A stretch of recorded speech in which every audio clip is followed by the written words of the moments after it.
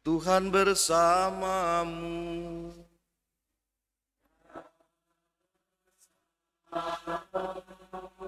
Inilah Injil suci menurut Santo Markus.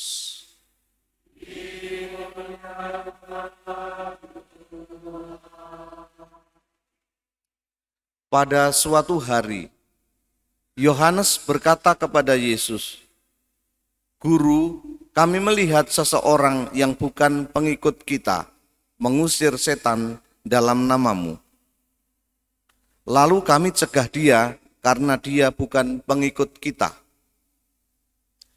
Tetapi Yesus berkata, "Jangan kamu cegah dia, sebab tidak seorang pun yang telah mengadakan mujizat dalam namaku dapat seketika itu juga mengumpat aku. Siapa saja yang tidak melawan kita, ia ada di pihak kita. Sesungguhnya aku berkata kepadamu, siapa saja yang memberi kamu minum secangkir air oleh karena kamu adalah pengikut Kristus, ia tidak akan kehilangan upahnya. Siapa saja yang menyebabkan salah satu dari anak-anak kecil yang percaya kepadaku ini berbuat dosa, lebih baik baginya jika sebuah batu giling diikatkan pada lehernya, lalu ia dibuang ke dalam laut. Jika tanganmu menyebabkan engkau berbuat dosa, penggalah. Karena lebih baik engkau masuk ke dalam hidup dengan tangan buntung daripada dengan utuh kedua tanganmu dibuang ke dalam neraka, ke dalam api yang tak terpadamkan.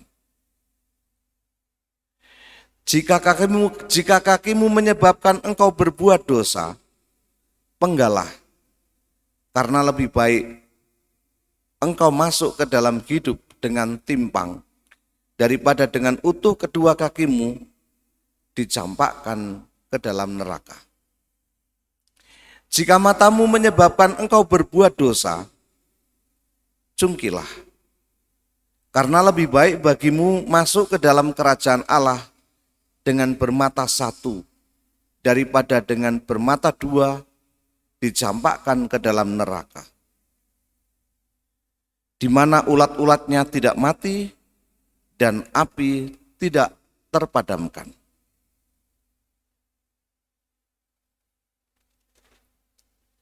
Demikianlah sabda Tuhan. Terpujilah.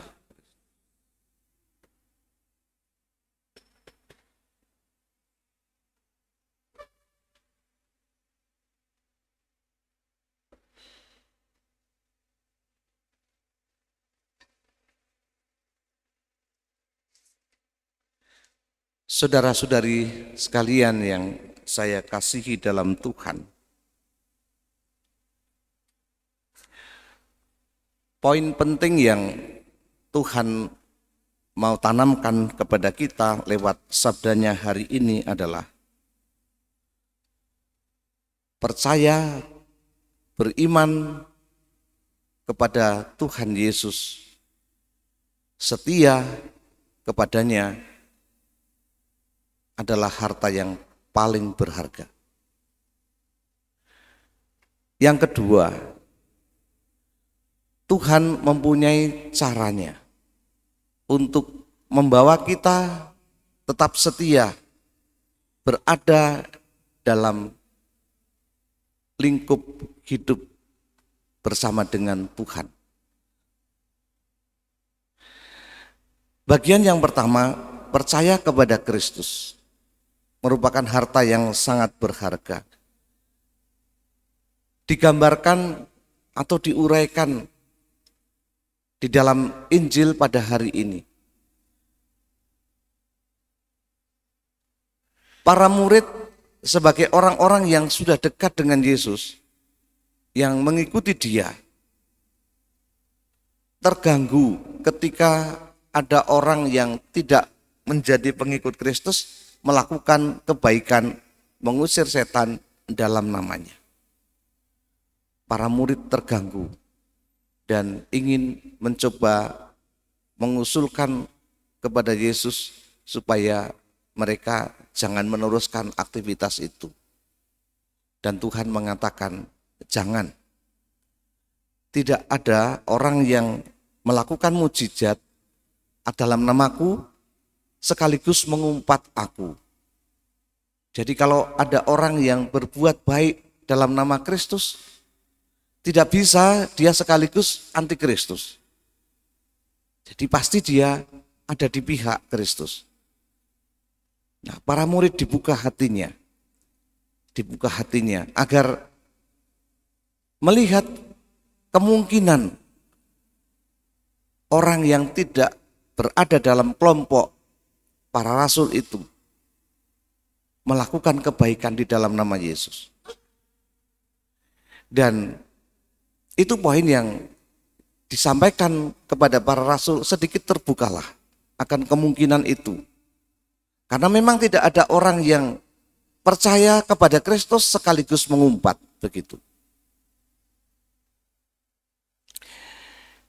Kemudian kita juga mendengarkan bagaimana kepercayaan itu, iman mengikuti Kristus bersama dengan Kristus itu harus dipelihara dengan sungguh-sungguh sebagai harta yang paling berharga.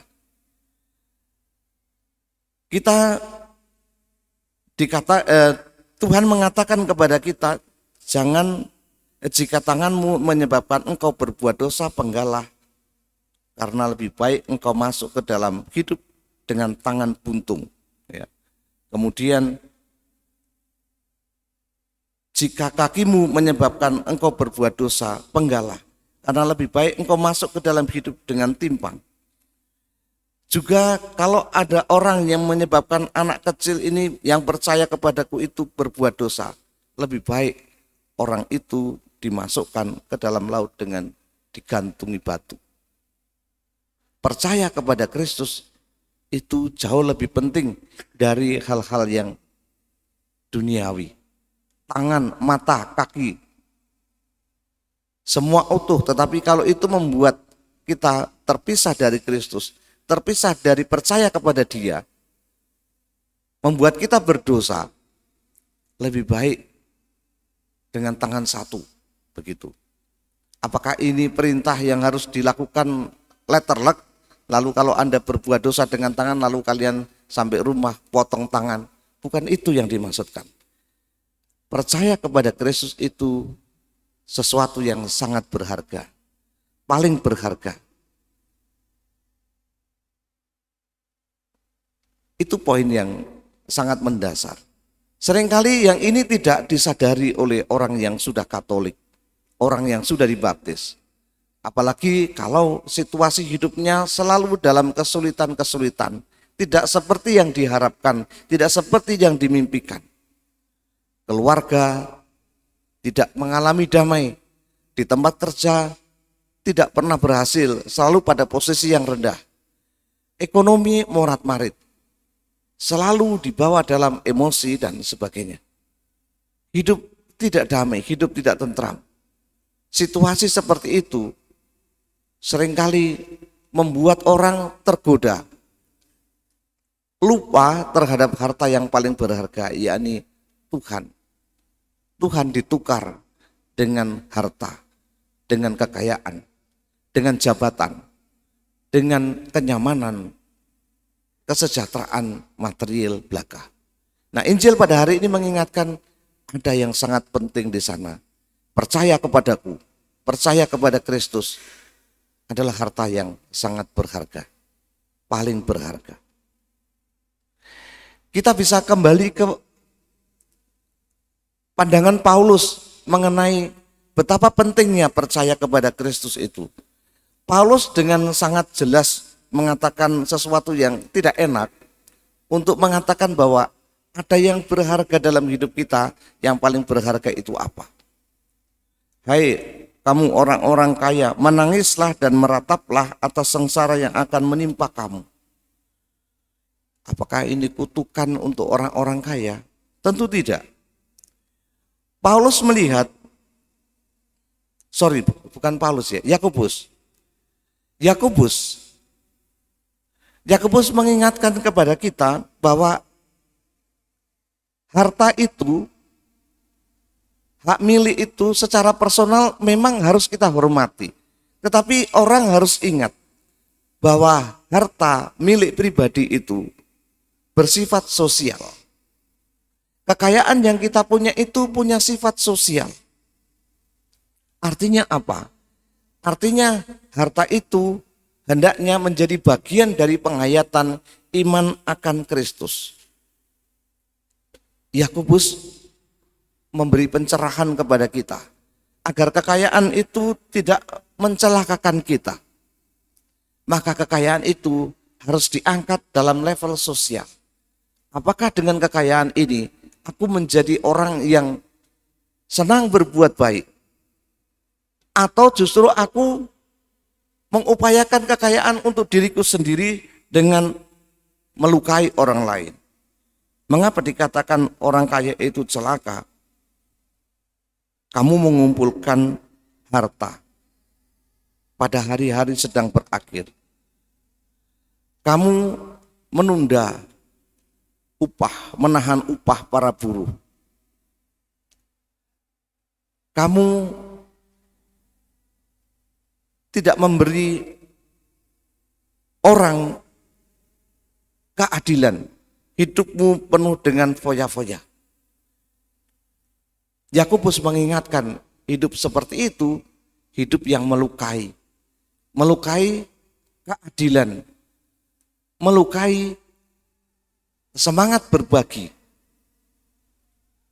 Dan kalau hidup kita bertentangan dengan apa yang diharapkan oleh Kristus bersama dengan Kristus, itu berarti hidup seperti Kristus.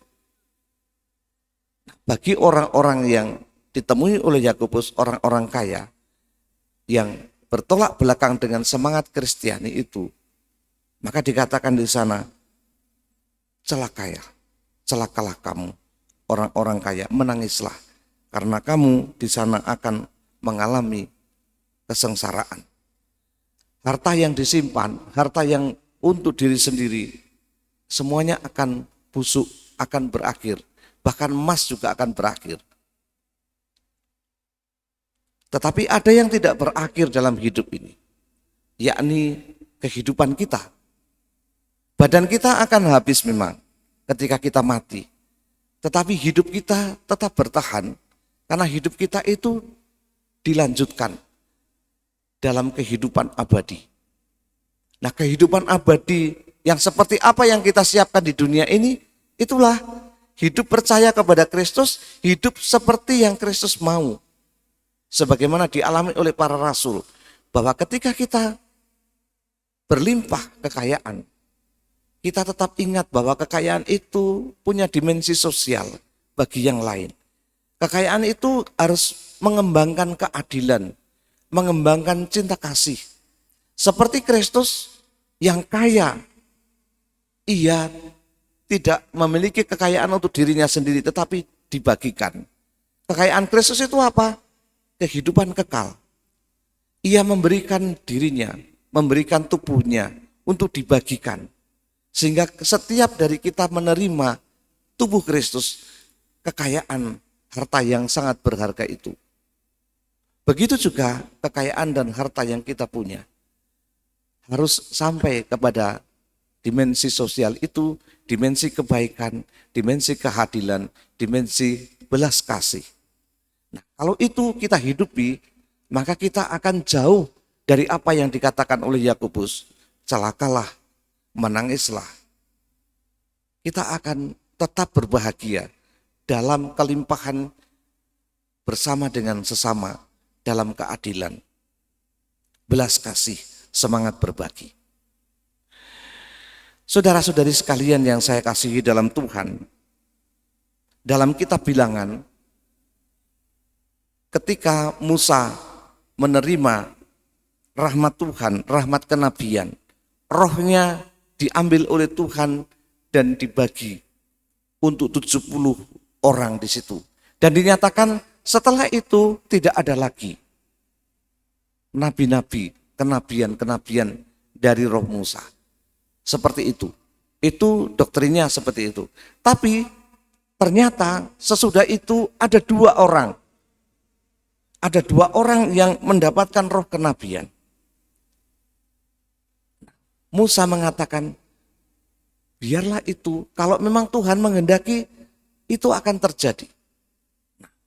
Sikap terbuka dalam diri Musa, itulah yang juga harus kita kembangkan dalam diri kita sebagai pengikut Kristus. Terbuka bahwa Allah bisa mengerjakan banyak hal di luar apa yang kita mau, apa yang kita inginkan, apa yang ada pada kita. Tuhan berkarya juga lewat saudara-saudari kita dalam kebaikan, dalam cinta damai, dalam belas kasih. Seperti Yesus mengingatkan, jangan kaku seperti para murid.